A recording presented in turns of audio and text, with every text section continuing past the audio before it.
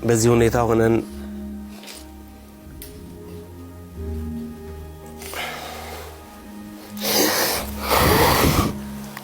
ሰላም እንዴት ቆያችሁ የቻናላችን ቤተሰቦች? ለዚህ ቻናል አዲስ ከሆናችሁ ሰብስክራይብ በማድረግ እንድትጀምሩ እያልኩኝ ለዛሬ ያሰናዳሁትን አዲስ መረጃ አቀርብላችኋለሁ።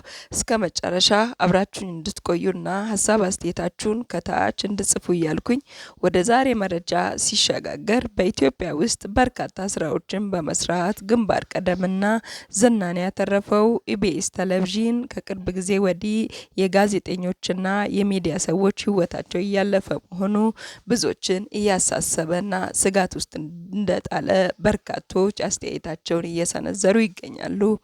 በኢቢኤስ ቴሌቪዥን ከሚሰሩ ሰራተኞች ከባለፈው ዓመት ጀምሮ በሚያሰጋ ሁኔታ የተለያዩ ሰራተኞች ምክንያት ባልታወቀ ሁኔታ እየሞቱም ይገኛሉ። ይህ ክስተት ከኢቢኤስ ቴሌቪዥን ጣቢያ ውጭ በሌሎች የቴሌቪዥን ጣቢያ ላይ ብዙ የማይታይ መሆኑ ሰዎችን በጥርጣሬ እንዲሞሉ አድርጓቸዋል። በኢቢኤስ ቴሌቪዥን ከሚሰሩ ሰራተኞች በቅርቡ ህይወታቸውን ያጡት እነ አስፋው መሸሻ፣ ነጻነት ወርቅኔና የካሜራማኑ ዮናስ አዘን ሳይወጣ ዛሬ ደግሞ የኢቢኤስ ቴሌቪዥን መስራችና ዋና አስተዳዳሪ የአቶ አማን ፍሳጽዮን መሞታቸው ብዙዎችን በድንጋጤና በሀዘን ውስጥ ጥሏቸዋል። አቶ አማን ፍሳጽዮን በባህሪያቸው እጅግ ትሁትና ሰውን አክባሪ እንዲሁም ትጉ ሰራተኛ ነበሩ። ኢቢኤስ ቴሌቪዥን እንደ ባለቤት ሳይሆን እንደ ሰራተኛ በመሆን እያገለገሉ እንደቆዩ የቅርብ ሰዎች ይናገራሉ። የሚዲያ ሰዎችና የኢቢኤስ ቴሌቪዥን ሰራተኞች በማህበራዊ ሚዲያ እንዳጋሩት አቶ አማን ፍሳጽዮን ዘር፣ ብሔር፣ ሃይማኖት፣ ቀለም ሳይለዩ ሁሉንም በእኩል ዓይን እያየ በመቻቻልና ለስራ በመትጋት እየመከሩና እየተጉ የቆዩ መልካም ሰው እንደሆኑ በጥልቅ ሐዘን ውስጥ በመሆን ገልጸዋል። አቶ አማን ፍሳጽዮን ኑሯቸው አሜሪካን ሀገር ያደረጉት ቢሆንም ለሀገራቸው ካለው ጥልቅ ፍቅር የተነሳ በቴሌቪዥን ቻናላቸው በኩል በርካታ ሀሳቦችን በማፍለቅ ብዙ ስራዎችን ሰርተዋል። ጥቂቶችን ለመግለጽ ያክል የተራቡትን አብልተዋል፣ የወደቁትን አንስተዋል፣ መጠለያ ለሌላቸው መጠለያ አሰርተዋል፣ ሚያስጠጋቸውን ላጡ ሰዎች የመነሻ ገንዘብ አበርክተዋል፣ ብዙዎችንም አስቀዋል። በተጨማሪም ተምሮ የስራ እድል ላጡት የስራ እድል ፈጥረዋል። ስለ አማን ፍሳጽዮን የኢቢኤስ ሰራተኛ የሆነው አቶ አብርሃም ሲናገር ለኔ ልዩ ሰው ነው። ተመርቄ ስራ አጥቼ ቁጭ ባልኩበት ጊዜ ነበር ወደ ራሱ ያስጠጋኝ። ለኔ ልዩ ሰው ነው። እስከ ዛሬ ድረስ እየመከረኝ እየገሰጸኝ መንገድ እያሳየኝ እንደ አባት፣ እንደ ጓደኛ፣ እንደ ወንድምም ከጎኔ ነበር ሲል ሀዘኑን ገልጿል።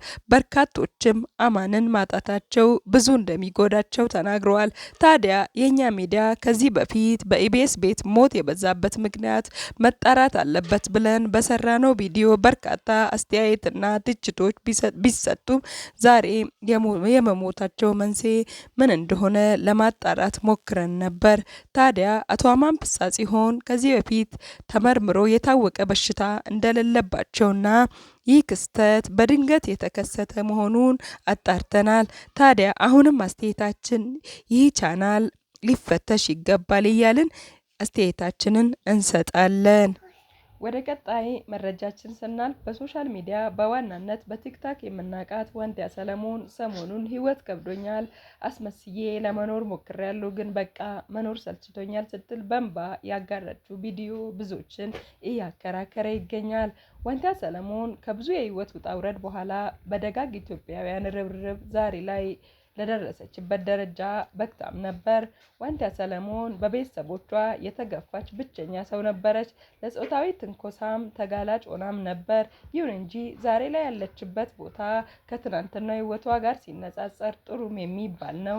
በቅርቡ እንኳን ከግል ድርጅት ጋር አብሮ ለመስራት ብራንድ አምባሳደር ሆናም ነበር። ከዚህም ድርጅት በሚሊዮን የሚገመት ብር እንዳገኘች ይታወቃል። ታዲያ የዋንቲያ ሀዘን ምክንያቱ ገንዘብ ሊሆን አይችልም ሲሉ በርካቶች አስተያየታቸውን እየሰጡ ነው። ዋንቲያ ሰለሞን ያልተናገረችው የተለያዩ ሰዎች በቲክታክ ቪዲዮ አይተናል ብለው እንደገለጹት ከሆነ ሁለት ወጣቶች በተለያየ ጊዜ ዋንቲያ ሰለሞንን በላይቭ ላይ እያለች ስብዕናዋን በሚነካ መልኩ ሰድበዋታል። በዚህ መረጃ መሰረት የኛ ሚዲያ ጉዳዩን አጣርተናል። ዋንቲያ ሰለሞንን የሰደቧት ሰዎችም በሶሻል ሚዲያ አማካኝነት የተለያየ ትችትና ነቀፋ እንደደረሰባቸው እንደሆነ ይነገራል። በቀጣይም ወደ ሕግ የሚቀርቡበት መንገድ እየተዘጋጀም ነው። ታዲያ ይቺ ወጣት የሚያጽናና ቃል በኮመንት ላይ እንድጽፉ እያልኩኝ እዚህ አበቃለሁ። ለቻናላችን አዲስ ከሆናችሁ የደወል ምልክቷን በመጫን ቤተሰብ ይሁኑ እያልኩኝ በቀጣይ አዲስ መረጃ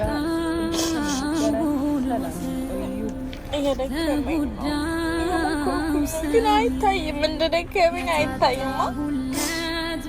ለብሼ እስኪስታ አይታይም እንደደከመ። ወይኔ ደክሞኛል እስከምል የሞከርኩኝ ነው። በቃ ሁሉንም አስደስት የሞከርኩኝ ነው፣ ግን አልቻልኩም። በቃ